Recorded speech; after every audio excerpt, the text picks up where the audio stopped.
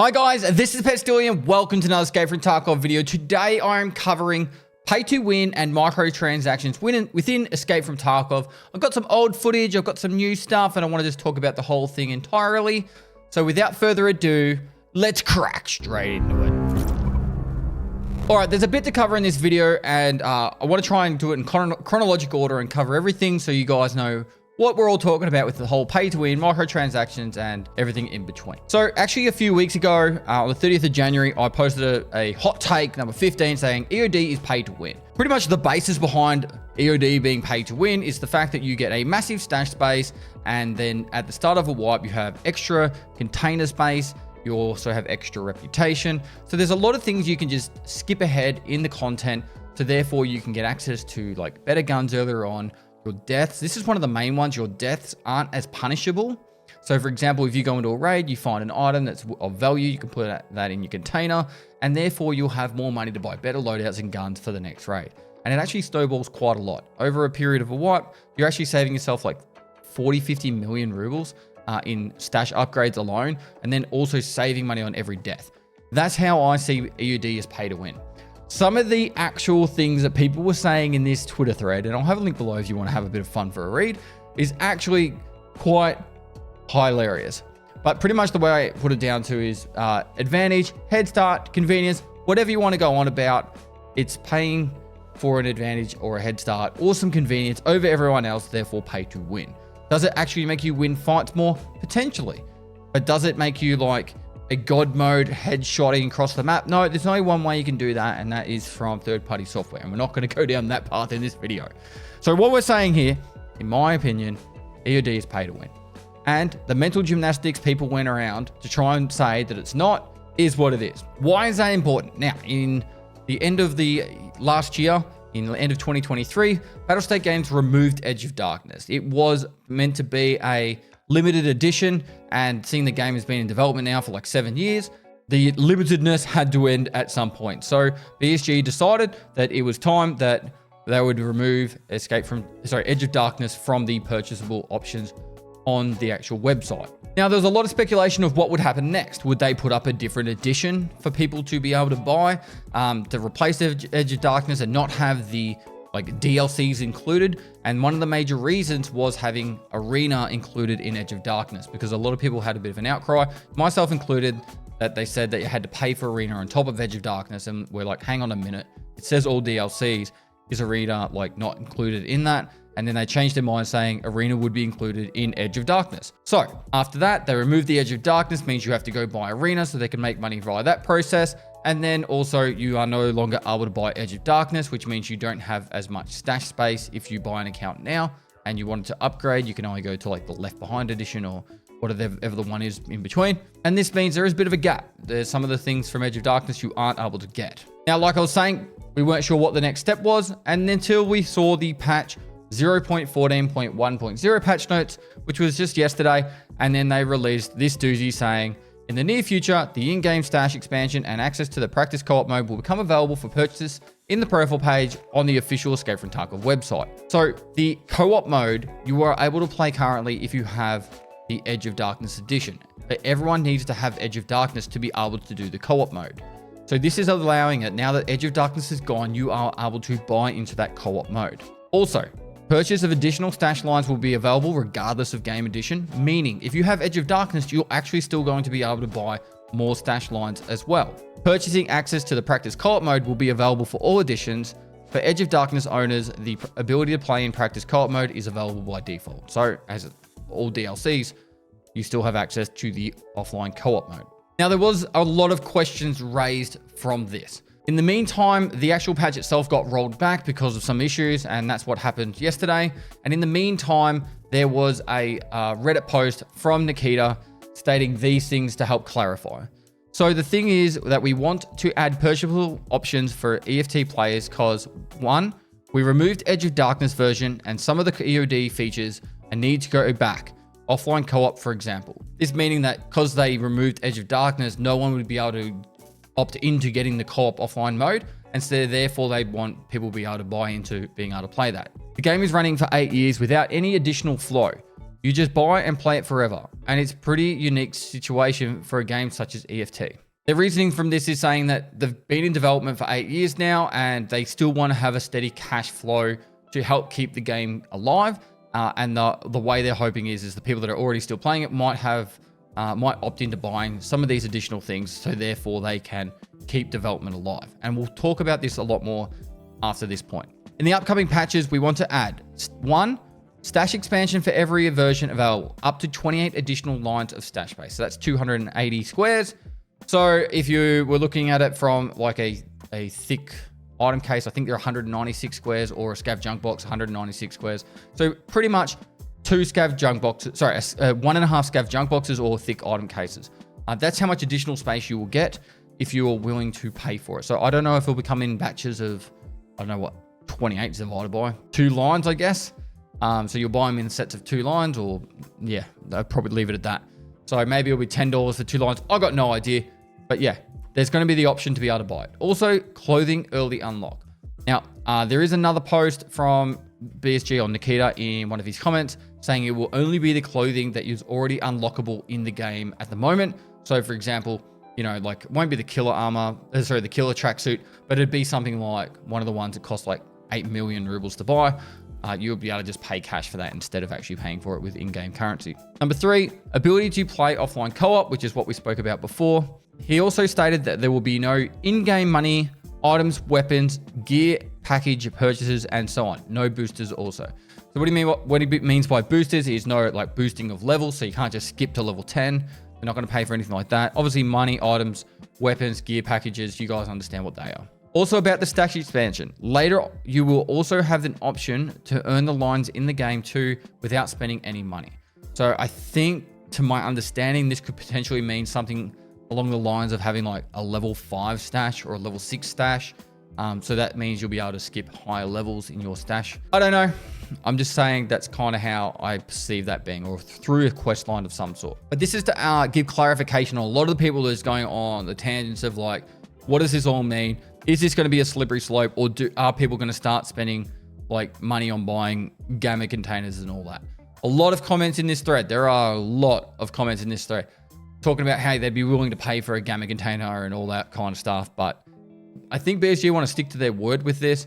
I do have a video here I'm going to go through some of the points of, and this is from Battlestate Games COO Nikita, which is the person that made this this Reddit post back from 2018. I've actually got some notes I wrote talking about it, but this is not really like a gaming convention. This is more of like a business kind of convention where he's talking about self-publishing a hardcore video game title.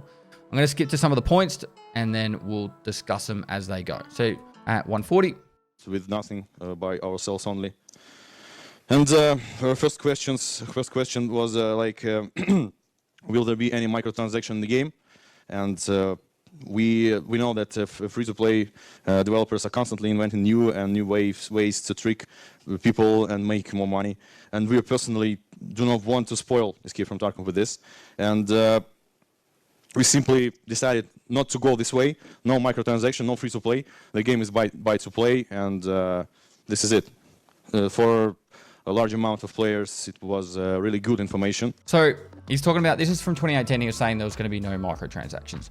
And I can understand from a business perspective how they're trying to recuperate some of the cash flow. And this is what people call in the BS, like BSG have stated, and this isn't just the only occasion. There's been multiple times Nikita said they were never adding microtransactions to Escape from Tarkov. I have a theory, and let's be real, I think they were doubling down or thinking that Arena was going to be a lot more hype than it probably was expected, or a lot more people would be coming over to playing Arena. And I think it's fallen a fair bit short of what their expectation is. Now, to give perspective, Battlestate Games is a company with over 200 employees. I think last time they said 200 or maybe 205 was the last time they gave us a count of how many people work there. And that's a lot of people to keep employed. I don't know the standard wage of someone developing a game in Russia, but I don't know. Let's just say it's a lot of money. So there's that, server cost, anti-cheat. Let's talk about that later another time. And all the other stuff that involves in paying for running a business and that. So it is a very expensive endeavor to continue on continue on developing Escape from Tarkov. And so I'm just trying to give perspective on the reasoning of why they added the microtransactions that they're adding into the game, but also trying to stay as close to the line on the word of how he doesn't want to add boosters and also items to the game. Next up, I think this is just some interesting points that I wanted to let you guys understand. Many people ask us why don't we go on Steam? And here's the thing, so you can see it. Many developers starting working on a project, and they wait for reasonable and well-supported feedback. But it's not this way. So for us, it was a good idea to start from our own platform, and of course we didn't want to pay Steam lots of money, like a big part of upcoming revenues, and. So this has always been a question, is why haven't they gone to Steam? And it's been pretty obvious from the get-go. They didn't want to get review bombed, and Nikita has said that they would go to Steam on 1.0. Just giving a bit of like a history and lore of everything that's been said over the last 7 years of me making content about this game. So yeah, one of the big questions I always hear about is when are they going to Steam? And that Steam does take 30% of all game revenue. So even if you sell one copy or 10 million copies, they take 30% of it, and then also review bombing as well. So BSG try their best to cut costs where they can, so they don't have to spend money or lose money in other things. Now, next up, we don't have a fixed budget for development, and we don't have any investment for it. And we are truly independent studio, yeah. And all the funding that we get comes from the people who have made the pre-orders, and this is it. So we didn't have anything for it, but our own funds and resources and people. So the main point here is they didn't have like a big production studio throwing tens of millions of dollars at them to make this game. They started off, I think I did an interview back in like 2018 with Nikita. They started off with like 6 people, started making Escape from Tarkov. And obviously now they're at like 200.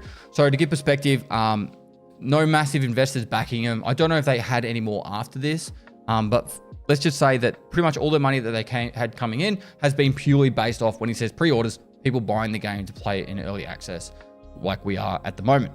And then also it was their own funds and resources and people. So all internally ran so they can have full control over the actual development of Escape from Tarkov. Now, the next point is actually something I think is very important to some people that just don't actually fathom this or understand this, but have a listen. So this is like the clips rendered from the different Twitch streams from some of the famous streamers and stuff. They like the game, and most of all, we do not spend any money from the PR campaigns. Like we and the secret is very simple. This is an interesting project, and we have a lot of interaction and cooperation with the people who really love the game. So PSG has never paid streamers to actually play this game. They don't have special streamer servers. There's no, like, I don't know, magic button that gives us free loot. PSG actually has never paid content creators that I know of. I believe they've paid for some people to go to events and stuff like that. But as for actually live streaming, I think Shroud started playing because Clean invited him over and said, oh,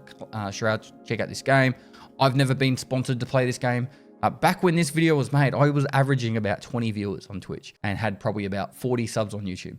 So just to give perspective, BSG have not actually thrown their money just at random things just to try and promote this game. Their whole theory has just been make a great game and people will play it. Now, obviously there's flaws in this game, but I just wanted to emphasize that they didn't actually chuck money away at streamers and content creators to play this game, and they've just hoped that the word of mouth has been alone enough to promote this game. One of the big things I actually also thought was very interesting is when the 2019 drops happened and the game blew up a lot. This isn't part of this video, but I know BSG was saying that they didn't anticipate it ever blowing up that much, and it actually probably hurt them because they spent most of the next 12 months after that trying to get the servers managed, working on anti-cheat, and just actually trying to get the game stable again, because it literally took them like 3 or 4 months because of the waves of players that just flooded into the game and they just weren't ready for it. Now, last but not least, interest from the major publishers, but we do not want to publish the game through them because, as I said before, we love to make it by our own, and I think we have a good results with this process. The publisher primarily is interested in making profit from your project, And as I said before, we do not want to make all the money in the world. We want to make the interesting project first. And that's pretty much the last point I want to point out from this actual video itself. The main thing that I would probably want you to actually take away is this is BSG back in 2018, and they pretty much stayed to their word over the last 6 years. It's interesting to hear how it's shaped over the last, or listen to this and see how it's shaped over the last 6 years. They've been always very much sticking to their guns when it comes to they want to make the best game they possibly can. Obviously, there's limitations. If you actually want to watch this video, I'll put a link down below. He talks about the limitations of having only staff in Russia and the skill sets they don't have, and they have to actually train people themselves to be able to get to the point where they can actually make the game and parts of the game, because they just literally do not have people in Russia with the skill sets to do it. So they're upskilling all their own staff to be able to do it. And it's just one of those things. So now let's talk about more, I guess, my opinion on this whole pay to win / microtransactions things. Is the stash base going to be the end of the world for the game and everyone going to be like, oh my God, pay to win, this is ruined, never going to be able to play this game because everyone's going to have such an advantage over me? I don't think it's going to be that crippling factor, but I do think it is an advantage. And let's be real, it is an advantage, and it will help, particularly early in the wipe, for the first week or two, when you can just quickly dump more stuff into your stash and then get back into raid and then worry about sorting it all later. I think it will have a massive help in you getting through your levels faster and holding on to more items without having to sort it out. But after you get to that Edge of Darkness stash size, I kind of feel like you're pretty happy around that spot. On a standard account, it is pretty rough. It's actually exceptionally rough, and I just wanted to put that out there. Nikita's already come out and said that it's not about the clothing unlock. The clothing unlock is just going to be the stuff that's already in the game, but you'll be able to have access to it early, so you can make yourself look all blue and, I don't know, put a flannel jacket on and all that kind of stuff. And then last but not least, the co-op mode. Now, this is probably the only one that I wish they would just make it that either one, the Edge of Darkness, the host needs to have Edge of Darkness, or, hope it's cheap, because really, like, it's one of the best tools you can have in the game to help new players get over that learning curve to actually being able to play the game. And I just hope that, one, they either make it nice and cheap so the majority of people buy it. I would rather the majority of people buy it and use it for a period of time and never use it again than it only be like super expensive and then like a very small portion of the player base buy it, don't have the opportunity to ever get better at the game or learn the game with their friends, and then therefore don't stick around and play the game for a long time, which is obviously what we want for a healthy gaming community. Overall, I don't think this is the end of the world. I don't think it's like BSG just being absolute hypocrites and all that. I do believe that I think Arena was a bit of a flop, and potentially they were putting a lot more eggs in that basket of being able to carry the game to completion. I don't think Tarkov is that far away from finishing. And the reasoning for that, if you ask me before December, do I think Escape from Tarkov will ever hit 1.0? I'd say 50-50. It will or it won't. But that December patch was honestly leaps and bounds better than anything I'd seen ever in Escape from Tarkov. Like, they hit so many things on like nails on the head. Obviously, there's bugs and issues with the game. It's always like that with Escape from Tarkov. They always find ways to have issues. Obviously, this newest patch had to get rolled back because there was a shitload of issues. But generally speaking, they actually got a lot done in that patch. A lot of the things they always said they were wanted to out before 1.0. And really, if they can just get Terminal done and the main storyline, they could slap a 1.0 on it and call it a full game. So it is what it is. I've been rambling for a lot. If you've gotten to this point of the video, please subscribe. Help me get to the 1 million subs. Trying my best to get to 1 million this year. I'm trying to give you guys the most informative and best content I can. Hopefully this has been informative to you and giving you a bit of understanding of why people are outcrying, why people were like calling out pay to win and microtransactions and all this stuff. So you've got a full understanding of what's going on. Like and comment for the YouTube algorithm. I'm putting out new player guides pretty much every second day. I've filmed the next 4 map guides. I'm getting all my new player guides up to date. And then I'm going to be getting into money runs and all that good stuff that you guys always ask me for, and help you guys get better at Escape from Tarkov. Besides that, guys, much love. And lastly, I'll see you next time.